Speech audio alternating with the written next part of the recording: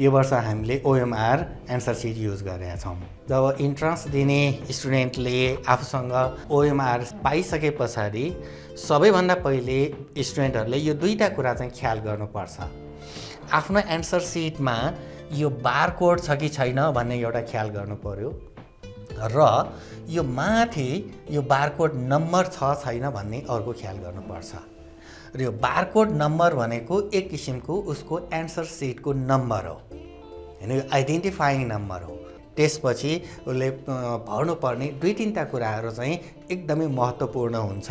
सुरुमा नै स्टुडेन्टहरूले यो इक्जाम सेन्टर भनेको ठाउँमा आफ्नो इक्जाम सेन्टर कहाँ परेको छ त, हैन, त्यो इक्जाम सेन्टर परेको ठाउँको नाउँ चाहिँ यो खाली ठाउँमा भर्ने। त्यस पछाडि अर्को महत्त्वपूर्ण जुन विद्यार्थीहरूले धेरै जसो मिस्टेक गर्छ र मिस्टेक गर्न नहुने कुरा चाहिँ के हो भने सिम्बल नम्बर र अर्को क्वेसन सेट। जस्तो सिम्बल नम्बर, त्यो 7 डिजिटको सिम्बल नम्बरमा जुन सिम्बल नम्बर दिइएको छ यो खाली ठाउँमा पहिला भर्ने। जस्तो आफ्नो आइडी कार्डमा, एडमिट कार्डमा दिएको सिम्बल नम्बर यो खाली ठाउँमा भरिसके पछाडि OMR मेसिनले यो लेखिएको कुरालाई रिड गर्दैन। OMR मेसिनले यसमा बबलिङ गरेकोलाई मात्र रिड गर्ने भएको हुनाले यहाँ जुन लेखिएका नम्बरहरू छन् ती नम्बरहरू यहाँ लस्करी 01 देखि यहाँ 9 सम्मको लस्करमा छ। अगाडि देखिएको जस्तो 8 यहाँ लेखिएको छ भने यो 8 लाई चाहिँ पुरै बबलिङ गर्नुपर्छ र 8 लाई बबलिङ गरिसकेपछि OMR मेसिनले यो 8 लाई रिड गर्छ र त्यसपछि यहाँ 2 छ भने अर्को 2 को रोमा हामीले हेर्ने, यो 2 लाई बबलिङ गर्ने। त्यसपछि 1 छ, त्यसपछि 0 छ। अब यसमा अब जस्तो मैले यहाँ मिस्टेक गरेँ, मैले गरे जस्तै यहाँ 1 छ भने जस्तो 1 मा नलागिकन 0 मा लाग्यो भने फेरि 1 मा लगायो, दुईटा लगायो भने OMR मेसिनले रिड गर्दैन, हैन, त्यो चाहिँ ख्याल गर्नुपर्छ। त्यसकारण एकदमै ध्यान दिएर यसमा चाहिँ हामीले फिलअप गर्नुपर्छ र OMR मेसिनले यो रिड गर्दैन, यो रिड गर्छ 821000 भन्छ है। त्यसकारण यो चाहिँ सिम्बल नम्बर करेक्टली लेख्नुपर्ने हुन्छ, यसमा ध्यान दिने। दोस्रो कुरा यो क्वेसन सेटमा ध्यान दिने। हामीले जम्मा 4वटा सेटका क्वेसनहरू स्टुडेन्टहरूलाई हामीले दिएका हुन्छौँ। ती 4वटा सेटका क्वेसनहरू मध्ये हरेकले एउटा सेट पाउँछ। आफ्नो एन्सर क्वेसन पेपर सेट 4 को परेको छ भने अब यसमा यो 4 मा चाहिँ हामीले बबलिङ गर्ने र यसमा ध्यान दिनुपर्ने कुरा के छ भने 1 परेको छ र उसले 4 मा बबलिङ गर्यो भने अब मेसिनले चाहिँ 4 को एन्सर सेटसँग त्यसलाई म्याच गर्छ। उसले जति लेखिएको कुराहरू छ 4 क्वेसन सेटसँग म्याच गर्ने भएको हुनाले कसैले 4 भन्दा बाहेकको गरेको छ भने उसको रिजल्ट चाहिँ अब प्रायः जसो मिल्दैन। अब कसैको 0 पनि आउन सक्छ, हैन। त्यसकारण ध्यान दिनुपर्ने कुरा चाहिँ के हो त भने आफूले सल्भ गरेको क्वेसनको सेट र यहाँ लेखिएको, यहाँ भरेको क्वेसनको सेट चाहिँ एक्ज्याक्टली सेम हुनुपर्छ। अनि अर्को पार्टमा चाहिँ हामीले हेर्ने यो डेट अफ एक्जामिनेसन, जुन डेटमा इक्जाम भएको यो धर्काले केही पनि फरक पार्दैन, यसको माथि हामीले लेखिदिने। जस्तो 22 कार्तिक 2082।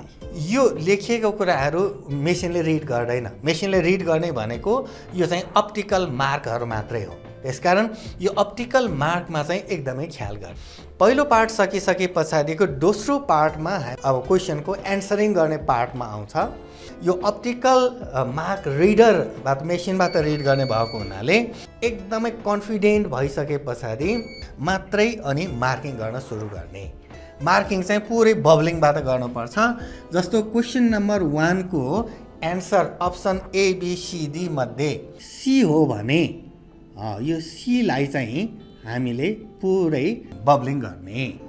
एउटामा बबलिङ गरिसकेपछि कन्फ्युज भयो र अर्कोमा पनि बबलिङ गर्यो भने त्यो गर्नु र नगर्नुको मिनिङ एउटै हो, के कुनै फरक पर्दैन, त्यो रङ, त्यो इनभ्यालिड नै हुन्छ।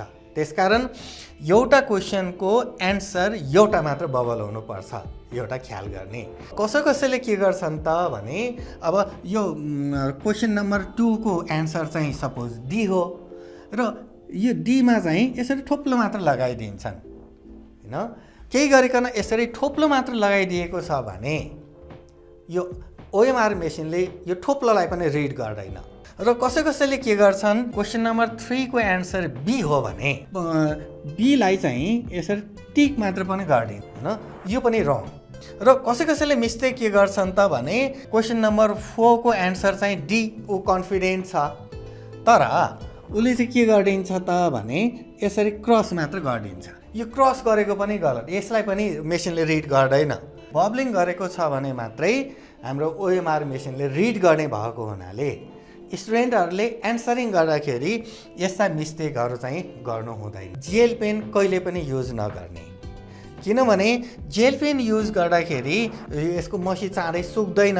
नसुक्ने भएको हुनाले एक ठाउँमा हामीले जेल पेनले बब्लिङ गरिसकेपछि त्यसको अर्कोतिर पनि यसले मार्किङ गर्न जान सक्छ। त्यसकारण सकेसम्म आफ्नो एन्सर सिट चाहिँ क्लिन बनाउने, कतै डटहरू यताउता पनि डटहरू स्क्रैचहरू यो केही पनि यसमा नलगाउने। त्यसकारण त्यो नलगाउनको लागि एन्सरिङ गर्दाखेरि बल पेन युज गर्दाखेरि बेटर होइन, युज गर्ने नै बल पेन हो। र अर्को यस पछाडि अर्को ख्याल गर्ने अर्को सिग्नेचर। स्टुडेन्टहरूले आफ्नो एन्सरिङ गरिसके पछाडि र यहाँ सिग्नेचर गर्नुपर्छ। यो सिग्नेचरको इम्पोर्टेन्स चाहिँ के छ भने यहाँ जुन सिग्नेचर गरेको छ एक्ज्याक्टली त्यही सिग्नेचर चाहिँ आफ्नो हाजिर कपीमा हुनु पर्यो।